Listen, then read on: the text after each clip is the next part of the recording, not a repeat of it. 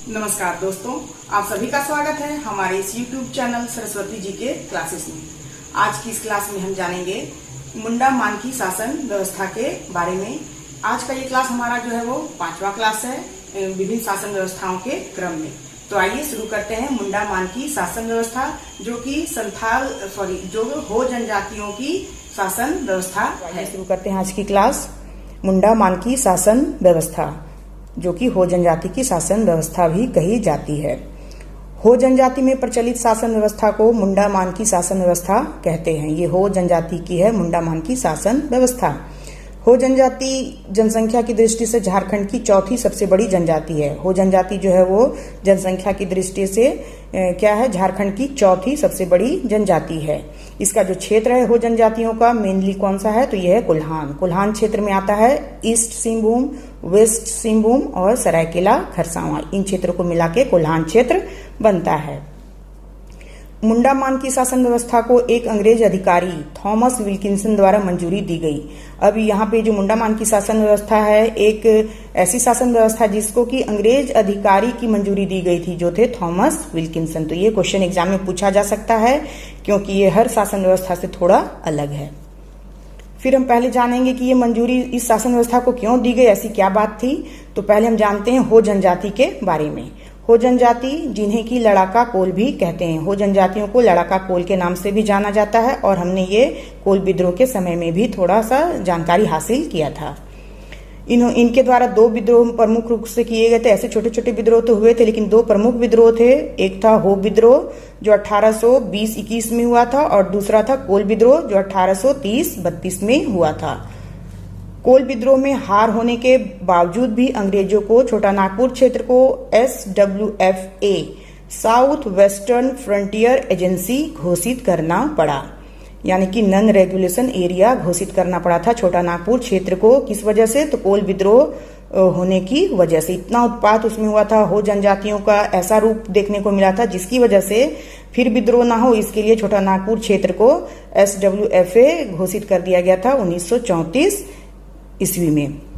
फिर यहाँ पे क्या किया गया, नया कानून रेगुलेशन 13 पास किया गया इस क्षेत्र के लिए, और इसका हेडक्वार्टर है कहाँ बना दिया गया, तो ये विल्किंसनगंज को इसका हेडक्वार्टर बना दिया गया, जो कि रांची में है। विल्किंसनगंज रांची, यहाँ से भी क्वेश्चन पूछा जा सकता है कि विल्किंसनगंज किसका पुराना नाम है, तो ये है रांची का पुराना नाम।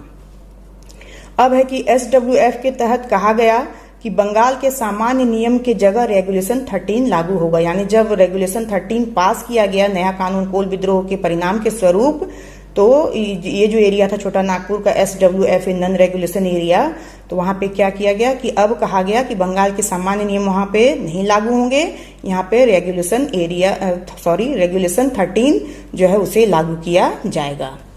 अब हम आगे देखते हैं। SWF का AGG यानी कि एजेंट टू गवर्नर जनरल किसे नियुक्त किया गया, तो कैप्टन थॉमस विल्किंसन को नियुक्त किया गया। पहला AGG पूछा जा सकता है SWF का, तो कौन है, ये है कैप्टन थॉमस विल्किंसन। फिर 1837 में विल्किंसन रूल लाया गया, किस लिए, तो पंचायत व्यवस्था को सुचारू रूप से चलाने के लिए, और हो जनजाति की जो शासन व्यवस्था थी उसे चलाने के लिए। फिर था कि मुंडा मान की शासन व्यवस्था चलता रहेगा। जब विल्किंसन रूल आया तो उसमें इसे मान्यता दे दी गई मुंडा मान की शासन व्यवस्था को, और ऐसा कहा गया कि ये व्यवस्था जैसी चलती आ रही थी वैसे ही चलती रहेगी। फिर विल्किंसन ने अपने एक बुक में कहा है कि हो जनजातियों को लड़के नहीं जीता जा सकता, यानी हो जनजाति ऐसे थे कि उन्हें लड़के नहीं जीता जा सकता है, बल्कि इसे सहमति से ही शांत रखा जा सकता है। हो जनजातियों को ऐसा मानना था किसका, तो विल्किंसन का। फिर विल्किंसन के द्वारा 32 प्रावधान लागू किया गया, जिसमें मुख्य रूप से कर प्रणाली, संस्कृति परंपरा और दंड प्रणाली को कैसे आगे बढ़ाया जा सकता है, कैसे सही तरीके से चलाया जा सकता है, इसको शामिल किया गया था 32 प्रावधानों में। किस लिए, तो मुंडा मान की जो शासन व्यवस्था है उसको सुचारू रूप से चलाने के लिए। और ये जो 32 प्रावधान लागू किए गए थे उसी को हम लोग विल्किंसन रूल के नाम से जानते हैं। अब हम आगे जानेंगे। हो जनजाति इतने प्रभावित थे। अब क्या है कि जो विल्किंसन जो थे वे हो जनजातियों को अच्छी तरह से समझ गए थे और ये इनका ये मानना भी था कि जो इन जनजातियों को लड़के नहीं जीता जा सकता बल्कि इनके साथ सहमति से ही जीता जा सकता है इनको। तो इसलिए इन्होंने विल्किंसन रूल लागू किया था और इसके वजह से जो जनजाति थे हो जनजाति वो इनसे इतने प्रभावित थे विल्किंसन से कि इन्होंने विल्किंसन को प्यार से किसून साहेब कहने लगे। ये जो हो जनजाति हैं वो थॉमस विल्किंसन को प्यार से क्या कहते थे, तो किसून साहेब कहते थे। तो यहाँ से भी क्वेश्चन जो है वो बनने की पूरी संभावना है कि किसून साहेब किन्हें कहा गया है, तो ये थॉमस विल्किंसन को कहा गया है किसून साहेब। अब है हो जनजाति की शासन व्यवस्था। अब हम जानेंगे पहले हो जनजाति की शासन व्यवस्था के बारे में और उसके बाद जानेंगे कि विल्किंसन रूल के तहत और कौन कौन से प्रावधान जो है वो किए गए थे और कैसे कैसे नियम बनाए गए थे। तो हो जनजाति की शासन व्यवस्था या मुंडामान की शासन व्यवस्था।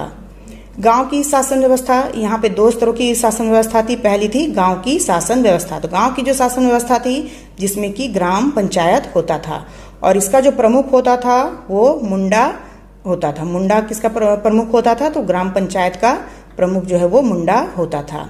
इसकी सहायता के लिए कौन होता था, तो डाकुआ होता था, यानी कि इसे चपरासी के नाम से भी जाना जाता है, डाकुआ चपरासी। फिर धार्मिक प्रधान जो होता था उसे दिउरी कहा जाता था। जो गांव की शासन व्यवस्था थी उसमें एक धार्मिक प्रधान होते थे जिसे दिउरी के नाम से जाना जाता है। फिर उप धार्मिक प्रधान भी होते थे, वे थे यात्रा दिउरी। यानी ये सभी जो है वो गांव की शासन व्यवस्था में ये सारे मुख्य रूप से सहयोगी होते थे। अब हम आगे देखेंगे 5 से 10 गांव मिलाकर एक पीड़ बनता है। अब क्या था कि चूंकि गांव में का जो मुख्य हो गया, जो गांव या जिसे कि हातू कहा जाता था उसके जो प्रमुख मुंडा हो गए।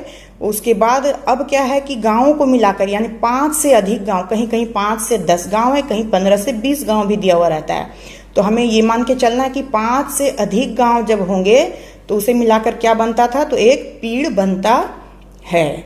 फिर पीड़ का प्रधान कौन होता था, तो मानकी जो है वो पीड़ का प्रधान होता है। फिर यहाँ मैंने थोड़ा सा नोट किया है कि कुछ पीड़ में अधिक गांव और एक से अधिक मानकी होते हैं, यानी कि कोई लिमिटेड नहीं है कि पीड़ जो है उसमें 5 से 10 गांव ही होंगे। कुछ पीड़ ऐसे भी होते थे जिसमें अधिक गांव होते थे और एक से अधिक मानकी भी होते हैं। जब कोई मामला मुंडा द्वारा नहीं सुलझता तो उसे मानकी के पास लाया जाता है और जब मानकी भी उस मामले को सुलझा नहीं पाता तब उसे 3 मानकियों की समिति 3 मानकी बनाकर उस पर विचार विमर्श कर सुलझाया जाता है। यानी जो शासन व्यवस्था है वो 2 स्तरीय ही है, लेकिन फिर क्या होता था, अगर किसी कारणवश पहले मुंडा अगर मामला नहीं सुलझाता है तो मानकी के पास लाया जाता है और जब मानकी से भी जो मामला है वो अगर नहीं सुलझता है तो फिर ये अपनी सहमति से क्या करते थे कि अगल बगल के 3 गांव के 3 पीड़ के मानकियों को बुलाते थे और एक समिति बनाते थे जिसे 3 मानकी बना के और उस पर वो जो मामला होता था उस पर विचार विमर्श करके और उसको सुलझाया करते थे। अब हम जानेंगे विल्किंसन रूल जो 1837 में बना था उसके बारे में कि उसे यहाँ किस तरह से लागू किया गया था मुंडामान की शासन व्यवस्था में और इस शासन व्यवस्था को आगे बढ़ाने में। 1837 ईस्वी में कैप्टन थॉमस विल्किंसन ने गवर्नर के एजेंट के रूप में कोल्हान के सभी मुंडा को अपने गांव का राजा घोषित कर दिया। क्या है कि 1837 में कैप्टन थॉमस विल्किंसन ने क्या किया था कि चूंकि इनको एजेंट के रूप में यहाँ पे नियुक्त किया गया था तो इन्होंने गवर्नर के एजेंट के रूप में कोल्हान के जितने भी मुंडा थे यानी जितने भी गांव थे उनके जो प्रमुख थे मुंडा, उनको अपने गांव का क्या कर दिया गया, राजा घोषित कर दिया गया। फिर मुंडा और मानकी को वंशानुगत पद ही रहने दिया गया। फिर मुंडा और मानकी ये जो 2 पद थे इनको ये पहले भी वंशानुगत थे और बाद में जब विल्किंसन रूल लगा तब भी इन्हें वंशानुगत पद ही रहने दिया गया। फिर क्या किया गया, मुंडाओं को कर वसूली की जिम्मेवारी दी गई। मुंडा जो थे उन्हें कर वसूली की जिम्मेवारी जो है वो दी गई। अब हम जानेंगे कर प्रणाली के बारे में। कर प्रणाली, मुंडा लोग अपने गांव से 1 रुपया कर, अब हम जानेंगे कि जो जिम्मेवारी दी गई थी मुंडाओं को वो किस तरह निभाते थे। तो इनको क्या कहा गया कि मुंडा लोग जो है वो अपने गांव से 1 रुपया कर वसूल कर उसमें से 12 आना कर के रूप में अपने मानकी के पास जमा करेंगे। ₹1 कर, ₹1 का मतलब हुआ 16 आना। और उसमें से चूंकि ये मुंडा वसूल करेंगे ₹1 और उसमें से क्या करना था उनको 12 आना कर के रूप में अपने मानकी के पास जमा करना था। मानकी के पास 12 आना जमा होता था कि ये थे मुंडा, 16 आना और मानकी को देना था कितना, तो 12 आना।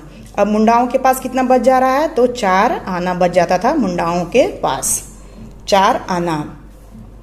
फिर क्या है कि मानकी अपने अधीनस्थ मुंडा लोगों से वसूले गए कर को सरकारी खजाने में जमा करेंगे। अब मानकियों को क्या जिम्मेवारी दी गई है कि जो मानकी हैं अपने अधीनस्थ मुंडा लोगों से वसूले गए कर को सरकारी खजाने में जमा करेंगे, जिसमें से प्रति रुपया में से 1 आना के हिसाब से मानकी को उसी दिन खजाने से भुगतान मिल जाएगा।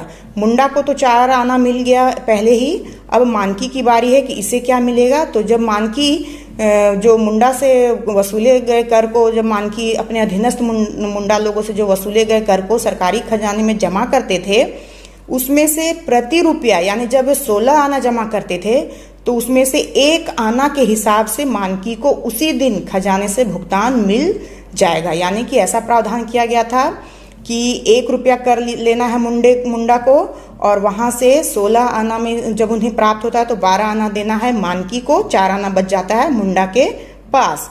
अब मानकी को क्या करना है कि 16 आना कर जब वो जमा करते हैं सरकारी खजाने में तो उस 16 आना के बदले उन्हें क्या मिलता है, 1 आना। 16 आना के बदले उन्हें मिलता था 1 आना। तुरंत उनको वहीं पे उसकी जो भुगतान है वो कर दी जाती थी खजाने से। तो इस तरह से मुंडा और मानकी दोनों को सैलरी के रूप में मिल गया। मुंडा को 4 आना, मानकी को हर 16 आने पर 1 आना। फिर क्या है कि पूर्व की तरह मानकी और मुंडा को उनके कार्यों में सहायता हेतु उन्हें अपने साथ 2-3 डाकुआ, जिसे कि हम लोग चपरासी के नाम से भी जानते हैं, तो रखने की अनुमति दी गई। पूर्व में भी मानकी और मुंडा जो है अपने कार्यों में सहायता के लिए रखते थे किसे, डाकुआ को रखते थे, और जो कि चपरासी होते थे। और अब भी जब विल्किंसन रूल लागू हो गया उसके बाद भी ये अनुमति उन्हें दी गई कि वो अपनी सहायता के लिए डाकुआ को रख सकते हैं, 2 से 3 डाकुआ को। अब आता है दंड प्रणाली। सारे अपराधों का निर्णय करने का अधिकार दिया गया था किसे, तो जो शासन व्यवस्था थी, मुंडा मानकी शासन व्यवस्था, उनको सारे अपराधों, जितने भी अपराध होते थे उन सबका निर्णय करने का अधिकार दिया गया था, बशर्ते सिर्फ कौन सा अधिकार उनको नहीं दिया गया था, हत्या और डकैती को छोड़कर। यानी हत्या और डकैती का जो फैसला है वो नहीं ले सकते थे। ये जो है वो गवर्नमेंट कोर्ट में इसका फैसला होता था। यानी 2 अपराध को छोड़ के बाकी सारे अपराधों की जो फैसला है वो मुंडा और मानकी ही लेते थे। ये जो इनको ये अधिकार दिया गया वो किसके तहत दिया गया था, तो विल्किंसन रूल में सारे छोटे आपराधिक मामले भी शामिल किए गए थे। यानी जितने छोटे आपराधिक मामले थे वो विल्किंसन रूल में शामिल किए गए थे और इसे ही निभा रहे थे मुंडा और मानकी। पहले भी निभा रहे थे और विल्किंसन रूल आने के बाद भी वे निभा रहे थे, सिर्फ हत्या और डकैती को छोड़ के। इसका फैसला कहाँ होगा, तो ये होगा सरकारी कोर्ट में। अब है कि दंड के रूप में जो जुर्माना लिया जाता था उसमें क्या होता था कि दंड की आधी राशि डाकुआ को उनके पारिश्रमिक के रूप में दी जाती थी। मान लेते हैं कि दंड के रूप में अगर 16 आना किसी से लिया गया है आर्थिक दंड के रूप में, तो उसमें से 8 आना राशि जो है वो किसको दे दिया जाता था, डाकुआ को दे दिया जाता था। किस लिए, तो उसके पारिश्रमिक के रूप में यानी सैलरी के रूप में उनको दिया जाता था। और आधी राशि का उपयोग ग्राम या हाथों की भलाई में खर्च किया जाता था। अब क्या है, जो 16 आना मिलता था उसमें 8 आना तो दे दिया गया डाकुआ को पारिश्रमिक के रूप में, और जो 8 आना बच जाता था उसको गांव की भलाई में या हाथों की भलाई में लगाया जाता था। तो ये सारे रूल जो है वो दिए गए थे मुंडा मानकी शासन व्यवस्था में विल्किंसन रूल के तहत। अतः विल्किंसन रूल के माध्यम से अंग्रेजों ने इनसे संधि की, किनसे, तो हो जनजातियों से, और उनकी स्वशासन प्रणाली को मान्यता दी गई। और इस तरह से जो विल्किंसन रूल लाया गया वो उसने मुंडा मानकी शासन व्यवस्था में बहुत ही सहयोग किया, और ये एक ऐसा शासन व्यवस्था था जिसमें कि गवर्नमेंट का भी सपोर्ट मिला हुआ था। तो इस तरह से ये जो है अंग्रेजों ने ये विल्किंसन रूल ला के क्या किया था कि हो जनजातियों से संधि कर ली और उनकी स्वशासन प्रणाली को मान्यता दी गई। इस तरह से देखा जाए तो हो जनजातियों का जो इतिहास है वो बहुत ही गौरवशाली इतिहास रहा है। तो आज यहाँ पे हमारा ये मुंडा मानकी शासन व्यवस्था खत्म होता है। आज के लिए बस इतना ही। नेक्स्ट वीडियो में हम फिर नेक्स्ट टॉपिक के साथ मिलेंगे। तब तक के लिए धन्यवाद। जय हिंद, वंदे मातरम।